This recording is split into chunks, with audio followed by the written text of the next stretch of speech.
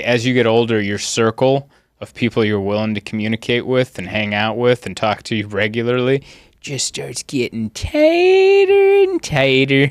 And I'm keeping an eye on that circle. Being like, one of you's got to go. I'm looking.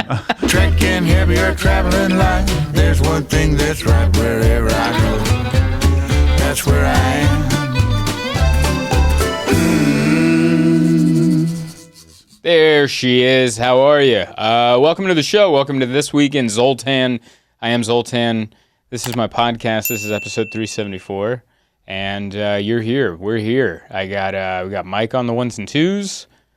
Hey, guys. There it is. The nice hey, guys. We got the one and only Emma on Red and Shotgun. I'm sorry I cut off your hello. Yeah, I'll do it again. Hello. There it is. We are on different energies this morning. Yes, we are. You are on a regular plane energy, which is what I like to call. Mm-hmm. And I am on the obnoxious guy who woke up early and went to the gym. Yeah, so annoying. I've done nothing but annoy you since the sun came. Since that first bird squawked through the window that...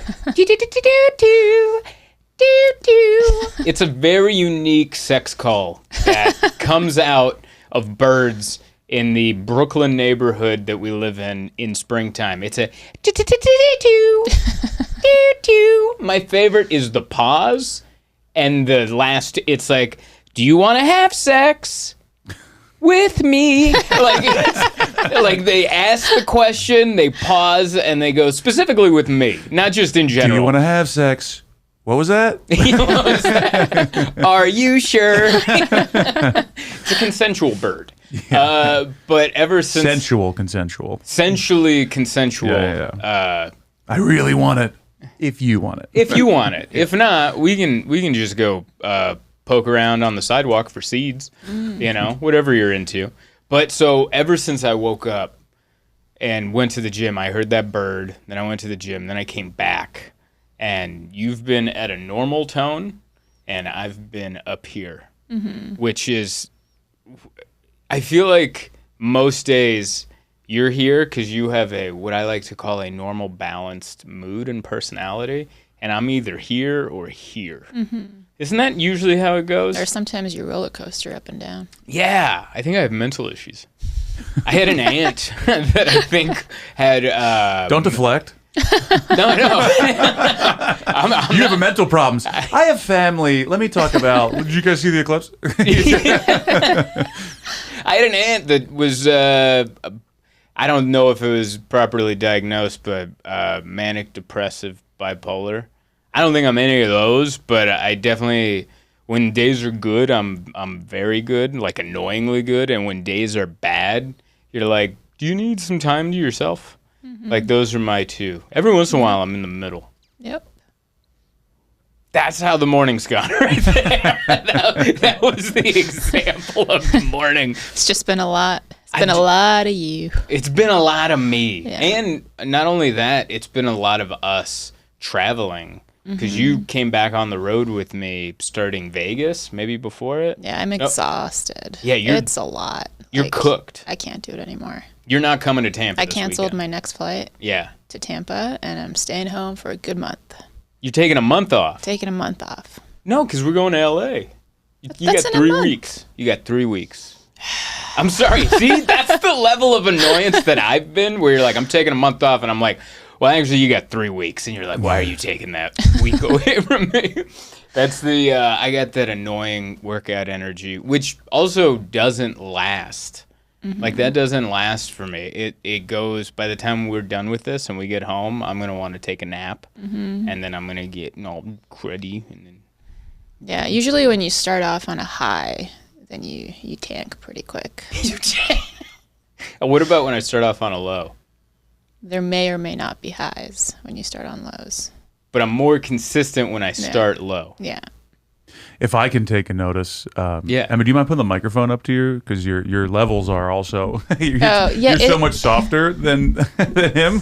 Than my you're workout. both on the. You're both. Yeah. I can't really raise. So there's a visual aspect or an audio aspect to the whole thing too. Hang on, here we go. No, leave this in. Yeah, for sure. Yeah, this is all part of it. There we go. Normally that works. There we go. The energy is.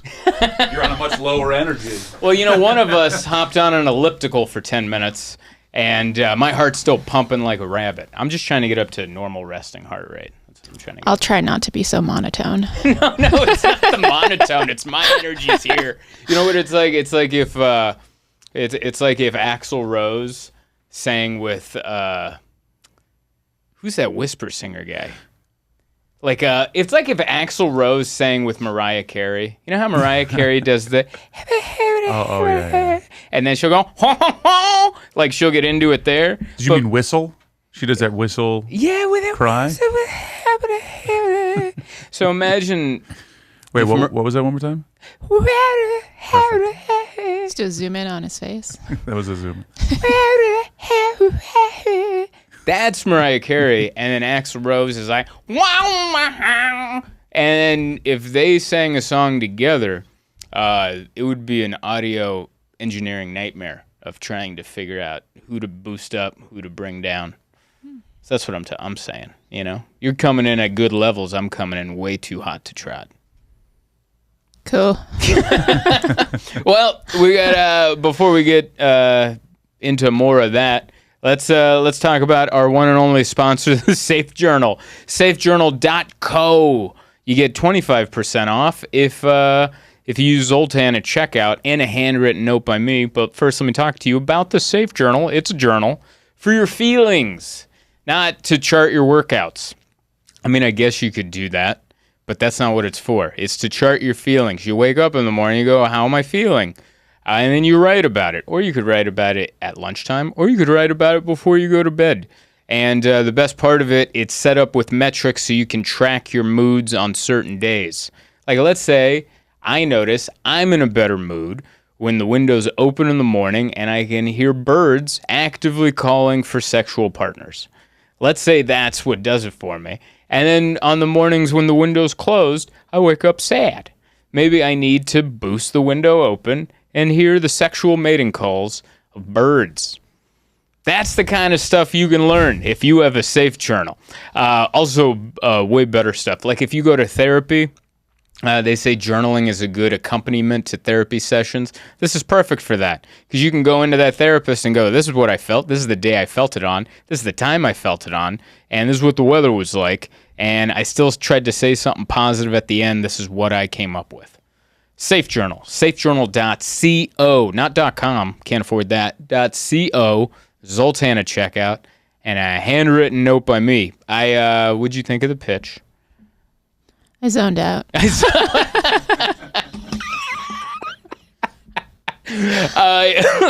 Thank you. I forgot. I had a line to say after that, and I was not expecting you to say that, and it went out the window. Yeah, I lost it. It's over. It's okay. It's all right. We're here. We didn't watch the eclipse, Mike. You didn't see it? I did not. I mean, I saw the effects of it, but I was at home working. I didn't. It was cloudy and it wasn't full coverage. So, and I've seen the eclipse before. I'm good. People went crazy for the damn eclipse. They showed a map. Airbnbs in the path were all sold out. It was like this red line across the country. It was kind of cool. You guys are a bunch of nerds. I gotta tell you, it's. Maybe I stay in too many hotels with blackout curtains that I'm not that impressed when it gets really dark at noon. But I mean, I get it, but I don't. I did the thing where I looked at it. I'm also too stupid for it. Like I put it on and I burned my eyes because I went, and then before I looked away, and that got me good. But I mean, pretty much, if you take a flashlight with a golf ball, that's what you see. That's what you're looking at. It's a flashlight with a golf ball. The places where you actually notice the full eclipse is like where you were saying they're renting out Airbnbs. I think it was like Cleveland, Buffalo, a few others where it went from daylight to dark and then the temperature changed really quick. I think that would be the cool part of experiencing the eclipse, seeing it go dark and then feeling the temperature change for that few minutes that watching it's blocked birds out. Go nuts because they don't know what's going on. They're freaking out. Well, birds and news anchors, they just lose their minds during the eclipse. Dude, I've been getting news articles on my Google app about this damn eclipse for 2 weeks. They're like, flights are sold out to view the eclipse. That means people bought a commercial flight, not even for where they're going. It was for the... And then, like, what happens if the eclipse is on the right side and then you got left side wings? Does that mean a bunch of nerds from the other side are coming over your shoulder with their stupid glasses? They were. Oh, get at it. I saw clips of people on planes. Clips of the eclipse. Clips of the eclipse. Apparently, there was a spike in the Google search term, "My eyes hurt." Yes. The eclipse. I was part of that. Because I pulled it away too fast. Or actually what I did, we were at your brother's house, and I had my glasses on. I got these big frame glasses for seeing my eyesight. And then they gave me the toy, eye cover, which only covered this much of my glasses, but it covered my eyeballs, I thought. And then I looked at it through that, but I think the sun hit the top part of my magnified glasses, and like my eyeballs were like ants to children with magnifying glasses. It just seared the top of my eyeballs, and then I Googled. Mm-hmm. I Googled that. I wonder what Google says when you Google that. They just go, "Yeah, that'll happen." That's why we gave you the glasses. Yeah, it'd be great if Google had just dad responses where you're like, "I fell down and my elbow hurts," and you're like, "Yep, that'll happen." And that's as far as you could. That's probably how Google works in North Korea. Where you're like, "What's going on in France?" "We don't live in France. Sounds like none of your business." What's France? Yeah. It's just Google with a tap in his chin, just like, France. Nope. Do you mean Kim Jong-un? Did you mean to Google our great leader, Kim Jong? What did David Tell call him? Kim Jong? I think so, yeah. That's so good. Oh, I love David Tell. Great comedy special, Hot Cross Buns. But yeah, we had a really fun weekend. I did a show in Saratoga, where your brother lives. We got to hang out with them. They have 2 little boys.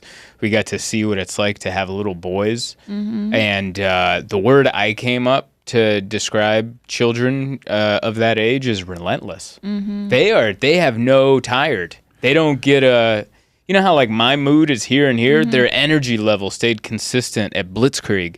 And like it happened so subtly because the boys are a little shy. Mm-hmm. Like they never really talked to me the other couple times I saw them. They were at family events, Mm-hmm. And I came over and we're sitting at the counter, and they're not really talking to me. They're just kind of eyeing us, mm-hmm. Kind of from the corners.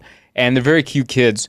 But then the oldest one comes by and just hooks my arm and just tugs on me. And I go, "Oh, what are we doing?" And then he takes me into the bedroom that we're staying in. Mm-hmm. And the other brother follows in, and it just turns into a pillow fight. They just grab the pillows of the bed, and they just start beating me. It was almost like a gang initiation. And so I start fighting back. It starts getting pretty heated. Like I'm whacking these kids in the face, knocking them down. And they're double teaming me. And I'm going hard the first, 30 seconds, 45 seconds, minute and a half. Then I start to, I'm like, whoo, and they start building momentum. I felt like an old boxer fighting a young boxer. Like, you didn't stretch, did you, idiot? Yeah. I'm like getting sweaty in the room, and this is like before kids sweat. Like the kids don't get sweaty at 7. You don't even get tired. And so they're starting to work me over pretty good. And so I'm like dodging them with my footwork. I'm working on my pivots. And the oldest one would have a move where he just covers his head like this, elbows out, and would just ram jam. Like, if you ever watched the movie The Wrestler, Mickey Rourke's finishing move was the ram jam, where he'd go on the top rope and just do this and go, ah, and then he'd drive his elbow. That's what he was doing, but from a running standpoint. And I got pretty good, I go to boxing. I got footwork like the great Vasily Lomachenko. Sure. And I pivoted his ass, all right? Like, he came right at me. I took one step out, did my pivot. He ran right into the closet door, started crying. And then I'm like, shut up. Like, I'm like, like, I didn't know if I get in trouble. You're standing over top of him. He's bleeding. And you're just like, hey, man, you're telegraphing your pivot foot. So learn from that, buddy. But I was like, I felt, I get nervous. Yeah, I don't have kids. I'm like, they're crying. They're going to think it's me. I'm like, shh, that was your fault. That was your fault. Your brother shoved you. And, but then you're your brother came in and he was like, what'd you do? Like, obviously he knew it wasn't me. And I'm like, right, yeah, kids. Kids. But it was a great crash course of what it would be like to have 2 young boys in the household.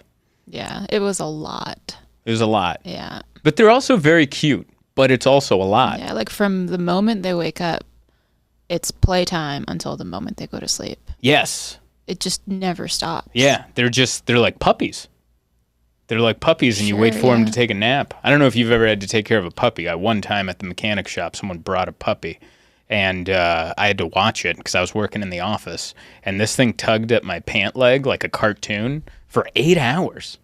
Like, it didn't stop. And I was the only time it stopped is when I fed him some lunch, and then right when he was done, he came back and just started like tearing my pants apart. And I was like, this sucks. You should have taken the peanut butter off your pants. Maybe Pants made out of beef jerky. That's all those Slim Jims you used to eat. It makes sense that after the day he looked up at me and goes, you were asking for it. This is what you wanted. You smell like cured meat, so I can't help you, bud. Those sweaty feet of yours. This was during a very unhealthy period in my life where I think I was eating a lot of meat sticks, and I think I was sweating whatever a Slim Jim smells like. Yeah, when that's coming out of my pores. But it was fun to be around them, and they fell off the counter like 800 times. These kids just climb everything. Yeah. And the other one just... They're like, talking about the puppy again. There were like 3 major events every day. Like, yeah, crying events. Yeah, like hitting the head against the wall, concussion, and then the next one was like breaking a plant. Shattered. Yeah. And then what else was there? Falling off the countertop. Yeah. Every day there were 3 major events. At least. And we were gone most of Saturday or Sunday. Yeah, we were gone most of Sunday. We don't even know what happened there. Yeah. And on one of the days, your brother took him to Home Depot. Can you imagine? With all the stuff at Home Depot. He's over there, got a table saw or something, like chasing his brother. A lot of kids get kidnapped from Home Depot. He's like, yeah, I know. Why do you think we go so often? Why do you think we were hanging out in the... what section do you think kids would be kidnapped from the most? Self-checkout. The key kiosk in the front. I think that's where they get their kids. But they were a lot of fun too. Like they're both really smart. Mm-hmm. Like the oldest one has 2 chess trophies, which I only know that because he used that along with like 500 pillows to try to barricade us into the room. I came out of the bedroom, there's just all these pillows and 2 chess trophies, like he's rubbing it in my face. And then we beat him in chess, you and me together. It took 2 of us. It took 2 of us, and it was close. Yeah. It came down to nut cutting time, and we ended up beating this kid.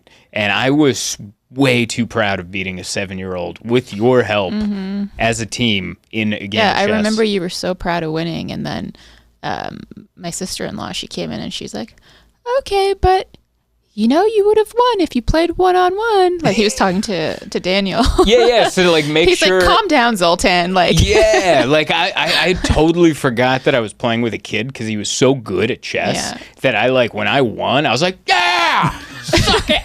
Like I was like over the top because first of all, I don't play chess a lot. I also beat him in checkers.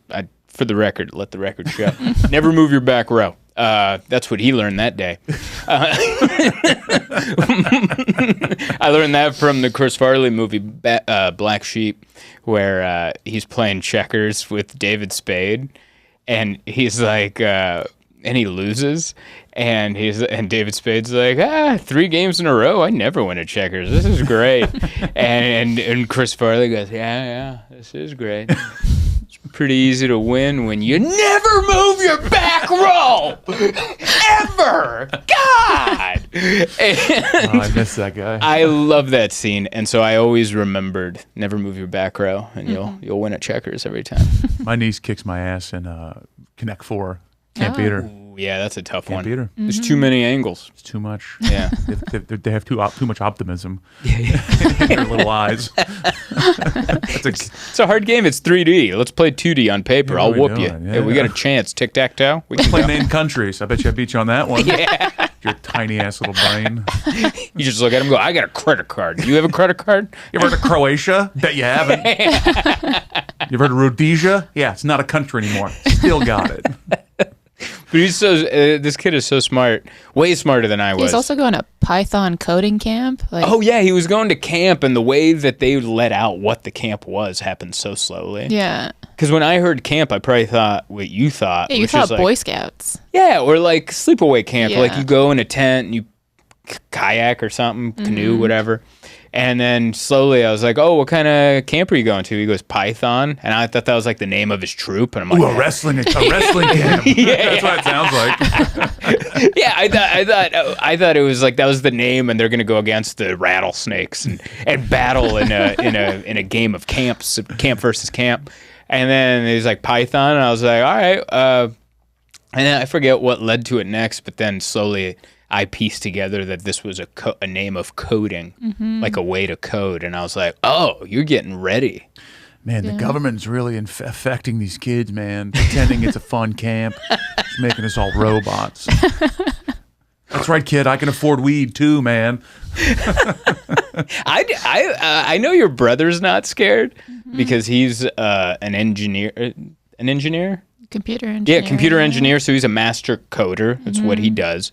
But like, if we had kids, I'd be scared to send them off to learn something that we don't know. I think that's a real. Would you feel comfortable sending the kids off to learn coding when you and I don't know any coding? As long as they're out of the house.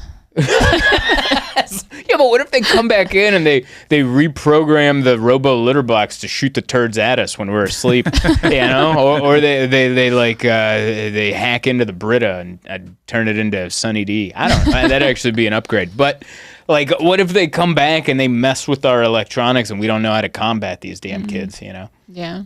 I'd Like- be okay with it. You'd be all right with it? Yeah. All right, just But I get them- your point. Yeah, get them out of the house. It's a funny premise, though, for Yeah. a bit. It is. That's really good. It's a decent one. Yeah. The guy that opened for me at the Saratoga show, Jeff Dean, he was very funny. Go check him out. But he brought up, man, as I was saying, I forgot it. What did he bring up? He's bringing up kids. Stain? Oh, No. Something I know about what you're kids. talking about. He was just talking about being a good person. That thing. No, it was something more to do with kids. But he did say that good thing about comedians being narcissists, because he has a sister-in-law that's a malignant narcissist. I don't know if you've heard of that term, but apparently it's a narcissist that Heard of it. I don't know how to spell it. I didn't even look it up.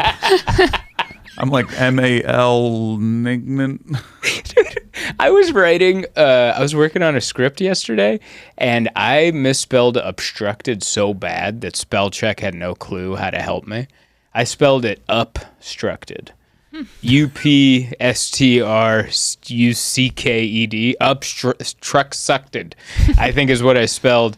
And then I respelled it into Google, and Google auto-corrected before I even finished the word. They're like, you mean like with an O? And I was like, yeah, probably. Well, I thought it was directional, like instructed, obstructed. You know, like you're obstructing me. Like I was seeing good, and then you came up and obstructed. That's why I love speech to text, because if I can't spell it and Google has no idea, I just say it, and they're like, we got it. We got it, dum-dum. We figured it out. A malignant narcissist is someone with a inflated sense of self-worth, a need for admiration, and a disregard for others. Sounds like a comedian. Well, this is That's why it came up. this is why we talked about it. She goes, I'm a malignant narcissist. Zoltan? Just staring at you for 10 minutes. Like, I don't know what's happening here. Like, I know you don't, because you don't care about anyone else.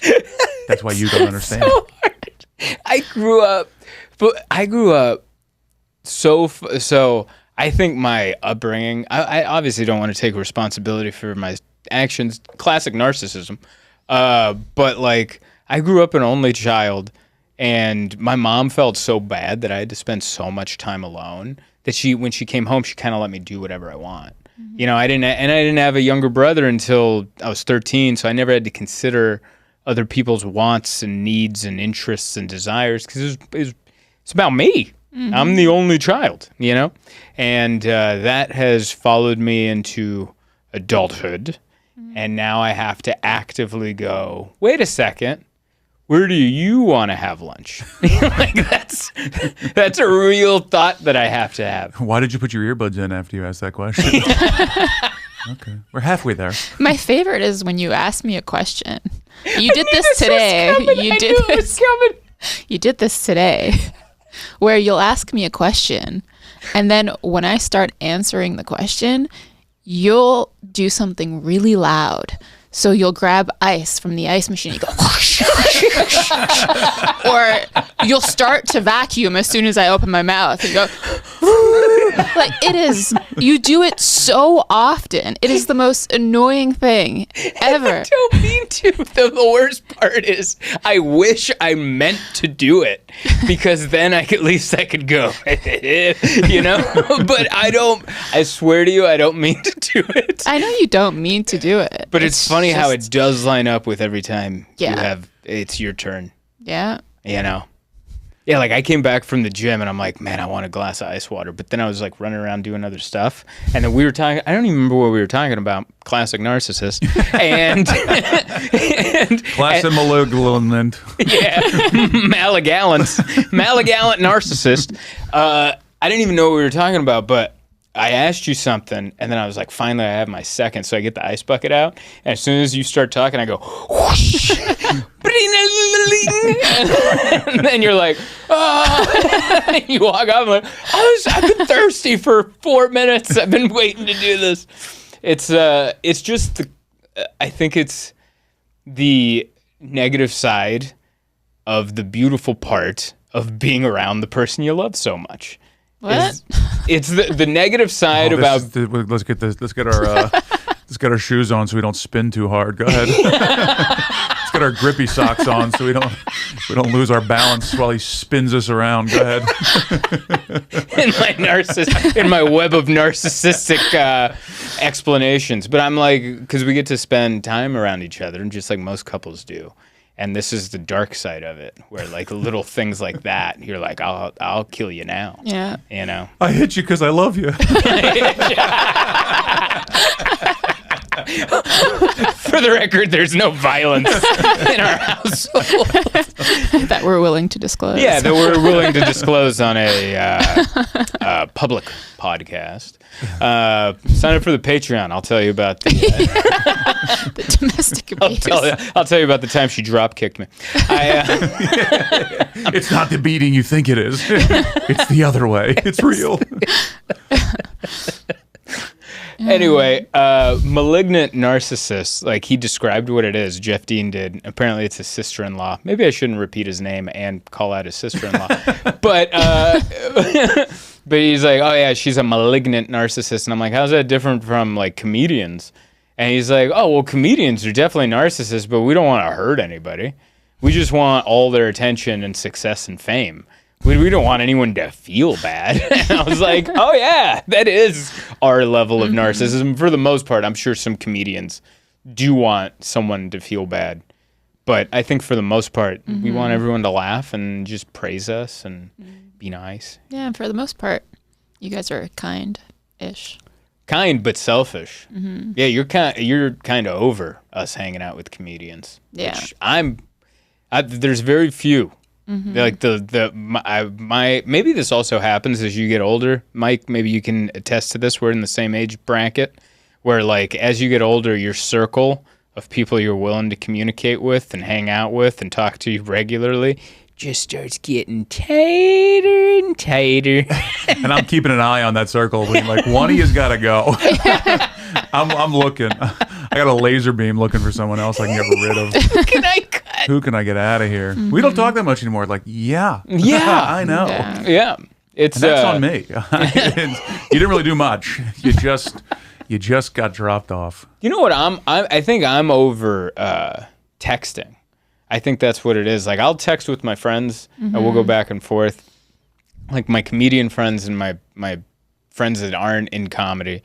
But like, I don't want to text anymore. I just like, and I know we live far apart from each other. Even my friends that live in the city, like we can't just hang out all the time. But I'm not a big texter. Yeah, your phone makes you angry. Like every time you get texts or phone calls, I you're start like, fuming. just leave me alone. Yeah, I yell out, just leave me alone. And it's like a phone call going, hi, we're offering you money.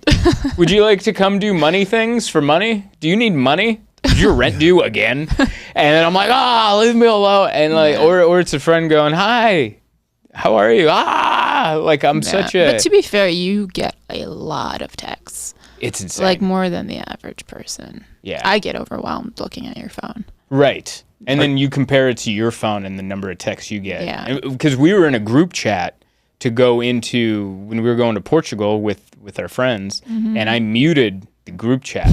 Like everyone's like saying all these things, responding to every like GIF and meme and what have you. And then I would just like put a thumbs up in there or something. Like every 4 weeks I'd be like, yep, see you in Portugal. And that's because I'm in 5 group chats. I'm in like a group chat with these other comedians from San Diego, and we trash talk these other guys. And then I'm in a group chat with my friends that aren't comedians. And it's all the same. It's all the same memes. It's all the same videos.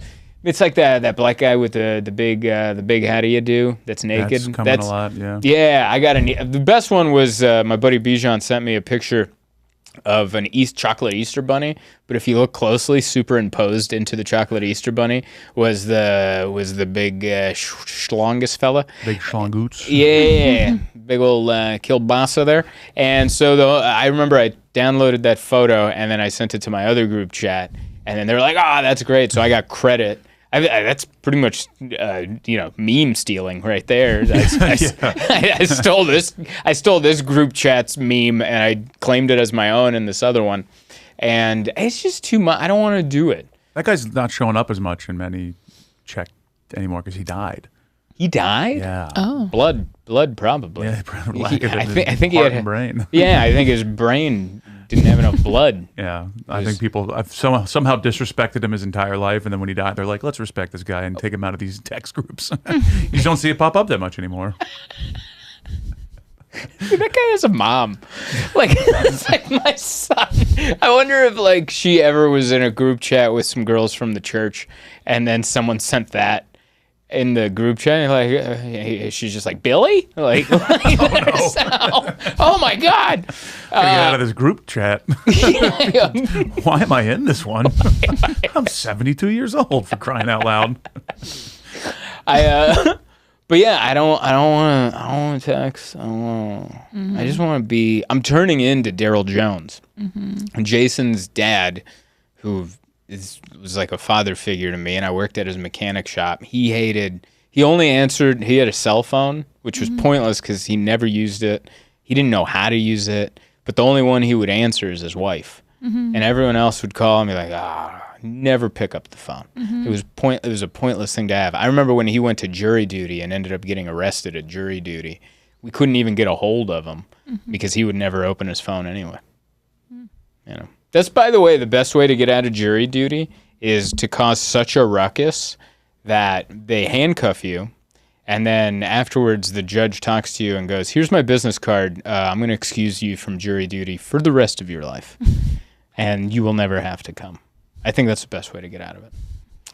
But how did we end up there? Well, we were talking about kids because we were hanging out with your nephews, and we had a good time, but it was taxing. It was a lot of energy. Yeah. They left you alone, which I don't know if you noticed that. They left you alone quite a bit, and they dragged me for assaults quite often. I don't really interact much.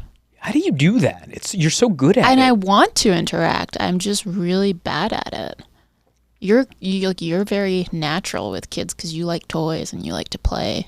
So I think you're naturally like drawn to kids for the toys. It's true. That was the nicest way I've heard someone say, you like kids because you are one.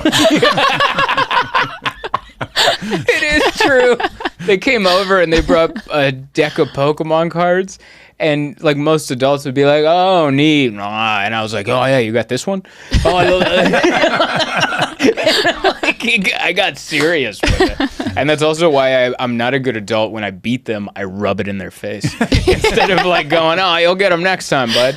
You know, I was so proud because we played video games and he put on FIFA.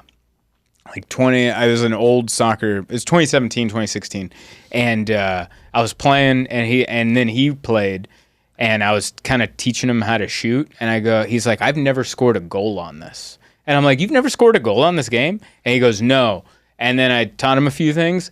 A minute into the first game that he played of us together, he scores a goal. And he was like, "Yeah," and I'm like, "Oh, you did it!" And I also forgot how small he was. Like I hit him too hard. I'm like, "Yeah!" Just shaking him. "You did it!" And he's like, "Oh my God, I got it." I remember after screen time was over, you came out and you were so jacked and pumped and happy. I was so happy. And I saw my brother look at you like, "Whoa, what's going on here?" How long have I been telling you? Because we have an Xbox at home. Yeah. I'm just too lazy to set it up. And then we have one of those picture frame TVs where I'm like, I don't even know where to plug the thing into. But I haven't set it up. But I've been talking about wanting to set it up to play Madden, play Grand Theft Auto. And then they helped me out. I played a basketball game with them. And then we played soccer. And I was just so jacked on playing video games. You know, that's what I think about when I fall asleep. Beating kids? When people count sheep? I abuse children. Mike's always ready. Mike's always ready for the zingers. You are what Ed McMahon was supposed to be. But instead all they came up with was, how tall was he? How hard you punch him? But no, when I'm trying to fall asleep and I'm trying to think of something boring and mundane enough to fall asleep, I think of the franchise mode that I had on Madden 2003. And I think about the quarterback that I had, Thomas Farr, who won. He's a fake player, that came through the draft, but I groomed him. That's not the right term. But I got him to be a good player, and he won 13 Super Bowls, and I'm like, I was the best quarterback that ever lived right there. And I'll think of their stats, and I'm like, oh yeah, the running back Mark Fluelling out of Northwestern. I remember their colleges. I was really invested into this game. You have a jersey with his name on it. Where'd you buy that? But the ESPN store. Okay. These fake players that I can't Google, but I've tried. Being like, oh, I wonder if there's any news articles on Thomas Farr, Cal Poly San Luis Obispo. Didn't know they had a football team, but apparently he played there. But that helps me fall asleep. So then when I played video games at your brother's house, I just yeah, dude. And then when screen time was over, I was visibly sad. When screen time's over, all the kids go, "Oh," and I'm like, "Damn it! 36. It's never over." Yeah, if we had kids, there would be no screen time limits. There'd just always be screen time. Yeah, we play until you fall asleep, and you sleep in the living room, and then I'll save the game. That's what I'll do as a responsible dad. I'll come in and save the game, and then in the morning, take you to school, Yeah. Yeah, it's hard to parent kids. It's so hard. If you don't give them screen time. Yeah. Because, then you got to be there. You have to be there, yeah. The TV can do it, man. I don't know what you think you're going to teach them, but a lot of the stuff that I learned, sure, school, definitely, but the TV. I learned so much about life. I mean, how many, cultural, not what's that called? Didn't learn words. Listen, I remember I learned a few big words that surprised some of my teachers because they knew my reading level. But they're like, "Why do you know the word profusely?" And I was like, "Well, I grew up a pro wrestling fan, and when someone was bleeding, Jim Ross would go, 'He's bleeding profusely.'" And I was like, "That must mean a lot, because that guy's bleeding a lot." And then so that would so I would know certain words, but then other ones obstructed. Good Lord. Misspelled that so bad the computer couldn't help. So after the trip, we're still kind of going back and forth on what we're supposed to do. Yeah, we were very confused after that trip. Yeah, because we're like, they were exhausting, but they're still very cute. And I got along with them. And you did too. You got along with them. We beat them in chess. It was a nice team effort. It's just that your brother is, and your sister-in-law, his wife, they're such good parents because of their patience. And I'm like, I ain't got that. I don't have that kind of patience. Like, I watched one of the kids broke a giant vase, like big plant, smashed all over the ground because he was like climbing on the couch and he was trying to tie a thing to this other thing. Stuff you probably shouldn't do. And I was like, oh, here comes an ass kicking. And then, or at the very least, a stern talking to. And nothing happened. It was like, oh, are you okay? No, stand over there. I got to clean this glass up. And I'm like, oh, this is almost like you broke the vase at the mall. And then they're like, whoa, just step aside. We're going to get you're fine. And I'm like, dude, if I did that at my mom's house, I would have had one time she broke a wooden spoon over my back. Oh, yeah. I was older. Oh my God. Yeah, I was older. I was this like was at Christmas. Yeah. I wasn't 7. I was like 14, 13, middle school. Yeah. So my about the time I got to middle school, she stopped hitting me with her hands because her hands would go numb because I was too big now. And my mom's a tiny lady. And so she started to have to use weapons. She had to improvise. And so I remember one time, I don't even remember what she was mad about, but she grabbed a wooden spoon and she bashed me over the back with it and it snapped. And and then she got mad at me because I broke her spoon. She's like, you broke my spoon. And I'm like, what? All right, I guess. And then, but I don't think I broke your spoon. Okay. I think my shoulder blade had something to do with it. I don't know. But she was so angry about it, she wouldn't throw the rest of the spoon away. So for years, we had a short wooden spoon, and she would mix with it. And she would just mix with this little spoon. Remember? Oh, every time I mix, I remember. Never forget. That was her 9/11. Yeah, that was our 9/11. Was that wooden spoon? It was like half the tower. Just that's all that was left. I gotta think a parent's like best time is when they realize their kid is big enough for them to like get at. Oh yeah. Like, oh, he's big enough now. I'm gonna punch him. I'm going to go off on this kid. I think that was my dad. As soon as I was like as big as him when I was like 13, he was like, "You done, buddy?" He's like, "Don't forget, you're bigger than me, but I can still kick your ass." Like, okay, here we go. You sure can. I remember I had my buddy Joe. He has a stepson who's a lot bigger than him at an early, like at 11. And I was like, well, "How are you going to discipline?" He's like, "I'll punch him in the nuts, dude." He's like, "You think I'm fighting fair with this giant?" I'm like, right there. Yeah, now we're at eye level, aren't we?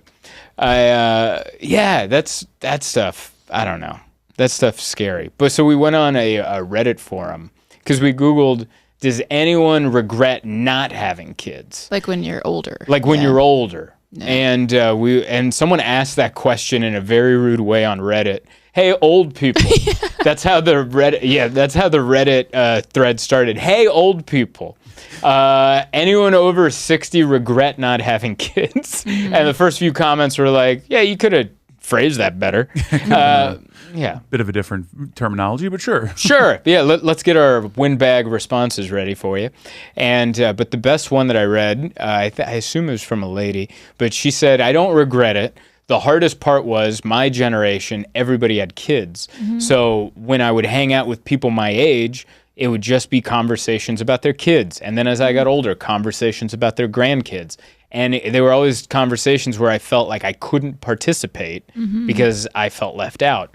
Now, other than that, I didn't really have an issue or a regret with it. But she finished her post with this great quote. She goes, I would rather regret not having them than having them and regretting it. That is so wise. It's such... Do you get what I'm saying? I would rather regret not having kids than having kids and regretting I had them. So does this person have kids? No. Okay, this person was like, it sounds like you regret having kids. Yeah. Which we also Googled.